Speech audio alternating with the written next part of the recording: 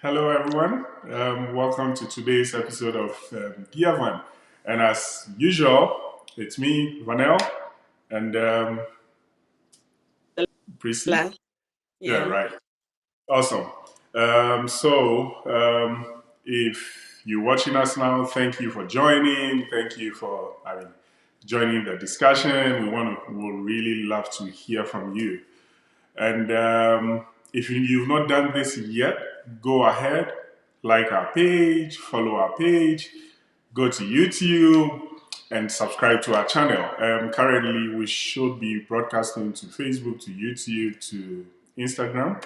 So, if you are on any of those platforms, go ahead, like, follow, subscribe. It's good to be here, today. And on this episode of This Is Our Story, we want to talk about something that turns out to be a very big challenge in marriages. And so we want to share our story in that regard. And we're talking about finances. When you hear things about money, things about finances, then your antennas go wild because it is a cause of a lot of trouble in marriages. Now, chances are that you should think or you will think that if you see people married for quite some time or people who are happily married, chances are that you will think that then they must really understand each other when it comes to finances. You should think that okay, then it means that they agree to everything each party says, and every suggestion is taken well, and so on and so forth. So today we're sharing our story when it comes to finances, and what this is supposed to do is to paint the real picture that, it might not be what you think or what you expect it to be. And so, let me start by introducing this whole thing. Now, um, when you take myself and Prissy in terms of finances and how we approach finances, we are on two different ends of the spectrum. So, the way I treat finances is extremely different from how Prissy treats finances. But let's delve into that. Prissy, can you give us a brief overview of that? Okay. So when it comes to somebody like Van is someone who likes to think about this. And then I like to think about short term. So right now, he will think about investment. He might want to use all the investments. And I'm like, we have to do this. So I think of about our immediate expenses, food, things that we need to sort out right now. So we are on when it comes to planning our finances. Yes, I think that is about how our finances is like at home. Right. So, as Prissy mentioned, the outlooks are different. I am more of the big picture guy. I am always looking at what next can we invest in? How else can we build something, for the future? And because of that, the disadvantage to that is that I am not at all focused on, okay, how do we live day to day?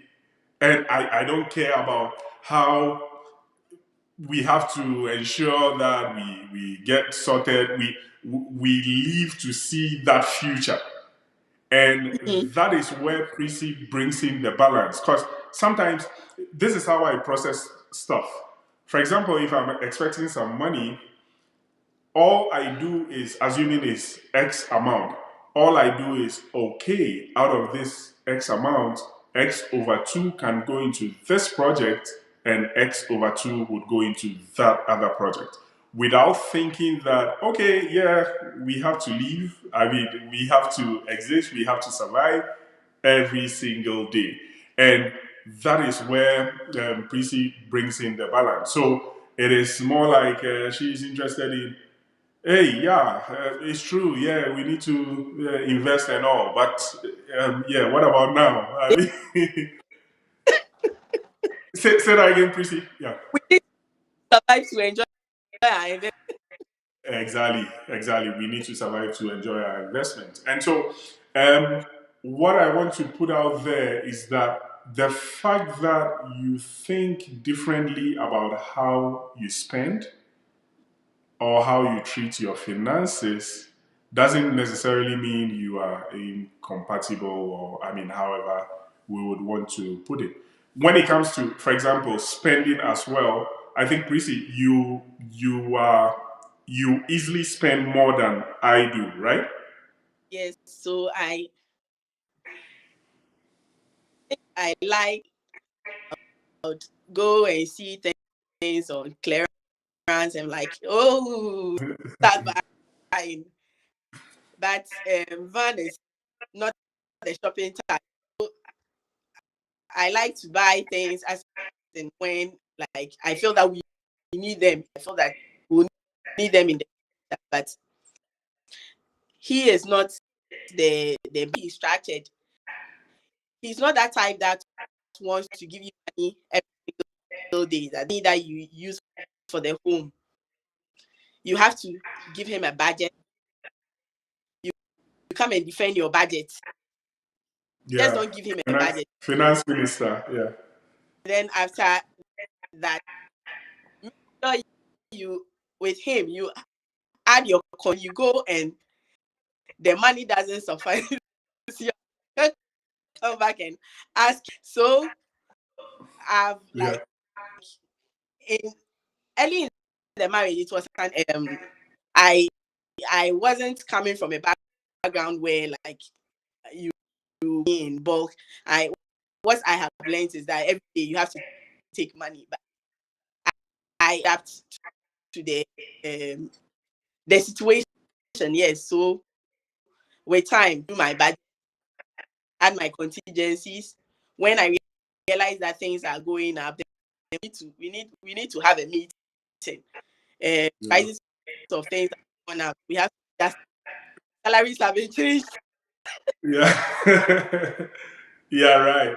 So, as Prissy mentioned, personally, I, I don't enjoy having to wake up every morning, and one of the things I should be thinking about is, okay, this is X amount for the day. This is Y amount for the day. No, it doesn't. It doesn't work with me that way because of my big picture sort of mentality. It is always okay. How much is it going to take for X period? That is it. Now let me focus on better things. And so I mean, like Prissy mentioned earlier in the marriage, I mean, then it was okay. Um, e- every day sort of I mean this is money for the day. No, it was always a challenge for me, and so we had to adjust on that, and then keep doing the okay, what is it that we need for X amount of period. Then Prissy would come and have to defend every line. I mean, what, because like I mentioned, I am not given to the day-to-day stuff. I am always looking at, okay, what else can we do to generate income, or what project can we do? What big thing? What next big thing can we do? And so yeah, that is how it has been. This could easily resolve in conflicts here and there if not well managed, because we might go into marriage with the mindset that we should all be thinking in the same way when it comes to money. We should all be focusing on doing the same things. We should all be focusing on chasing the same things. But what we have learned is that having these two diverse backgrounds really helps us balance things out. because we were laughing about it some time back that, I mean, if we had two of me in the marriage, we would always be shooting for the moon and never eat on a day-to-day basis. And if we had two of Prissy, then we would always be looking at, hey, we have to eat every day and be happy and be fine, and we will not focus on any project. And so I think what we've been able to do, or what we've managed to do, is to strike a very good balance between that. And so, and Prissy, when it comes to there is always this debate about having joint accounts. Yes. Can you share our story on that? Before marriage, when we're trying to learn about finances, we learned something about having joint. But then when we got married, we realized no, we are not joint account type, because we might joint accounts, but our money don't usually sit in the bank. They are always working for us. At the end, so we don't have a joint account. Never had one. Yeah. Plan and do something like an investment. We sit down, we discuss. Okay, the suggestion, we go ahead, and then we have to solve it first before we decide. One person cannot go ahead. Yeah, so that is how we count. And Van doesn't monitor my spending as a on. I also don't control what he's spending on. Many times, even if I am giving a gift, I also don't know. So it's like, and but we also are very.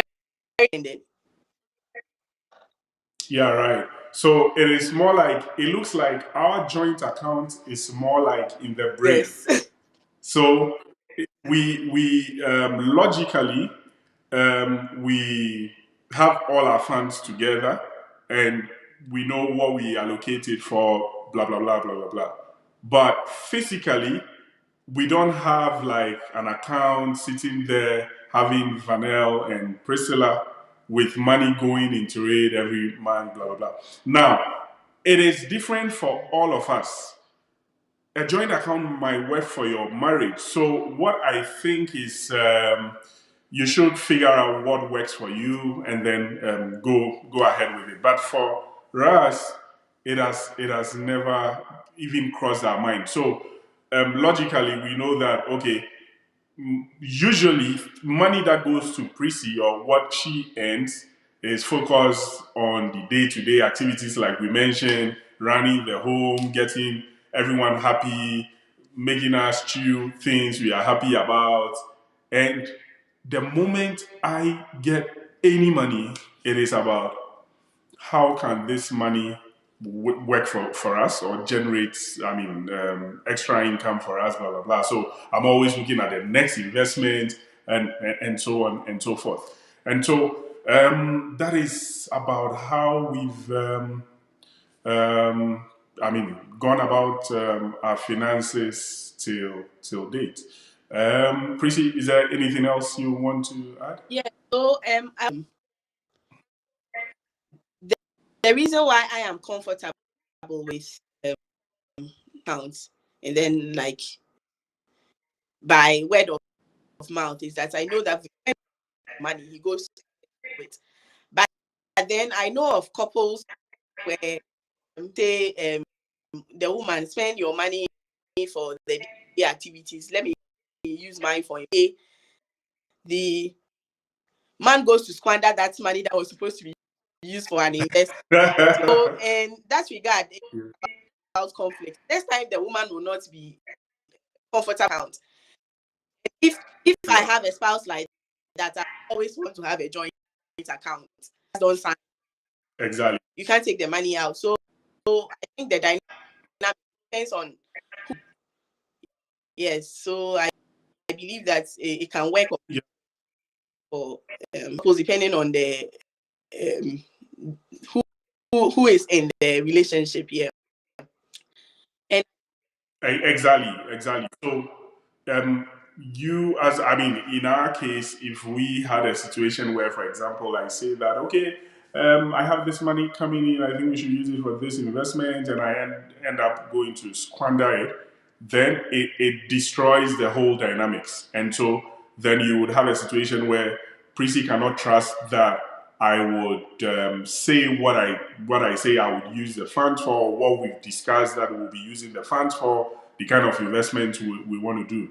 And so, yes, that's a very key point. We will need to get to a point where we've built that trust. And so X comes in, it doesn't necessarily go into a joint account, but we know what we're going to use it for. And in the same vein, if I know that Tracy, as she gets money in, is using it for whatever she wants to use it for. I mean, in terms of the upkeep of the family and so on and so forth. And so, yes, I think the underlying principle here is still trust. Yeah. I mean, you should trust that whatever your partner is saying that he'll be using the funds for is exactly what he or she uses it for. And I think that, all in all, it is not, we can't say we're going with a cookie cutter approach. It can't be cast in stone that this is how you run your finances or that is how you run your finances. It is always an element of the two people sitting together, understanding their makeup, understanding their backgrounds, and then going with what works for them.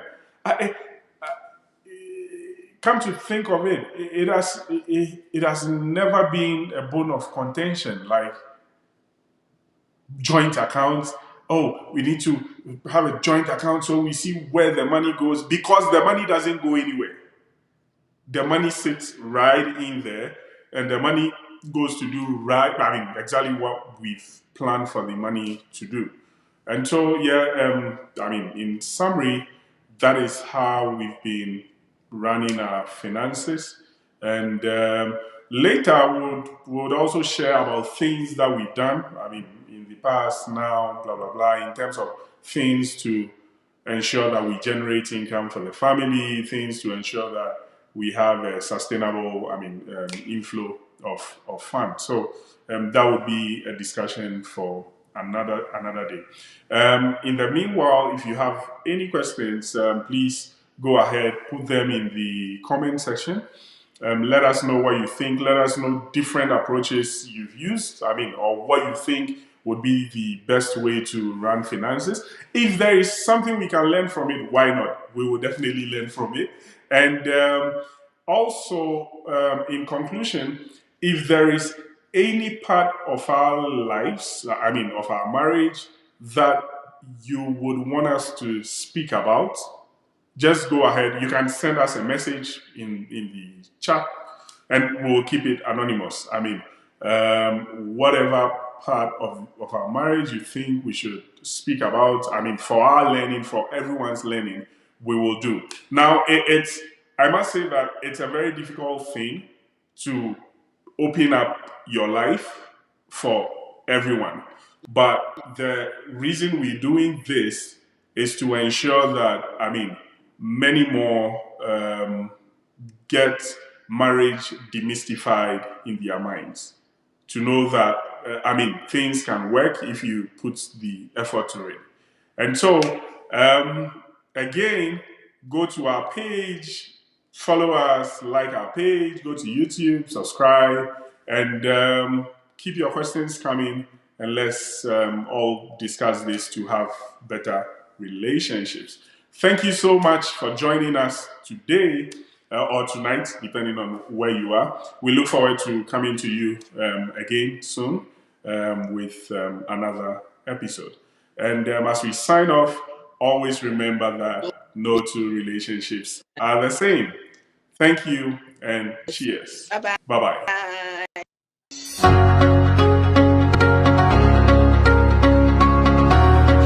Look at the sources of financial pressures. Now, we've identified two main sources of financial pressure. So the first one being internal, that is internally generated in the marriage, and the one that is without, the externally generated ones.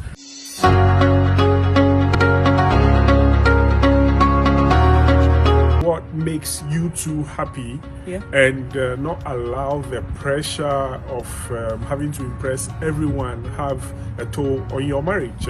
For example, if what you can afford is a single room somewhere, what matters is that you are happy, basically, and not what will my friends say, what will my family say, what would everyone say, apart from what would my spouse say.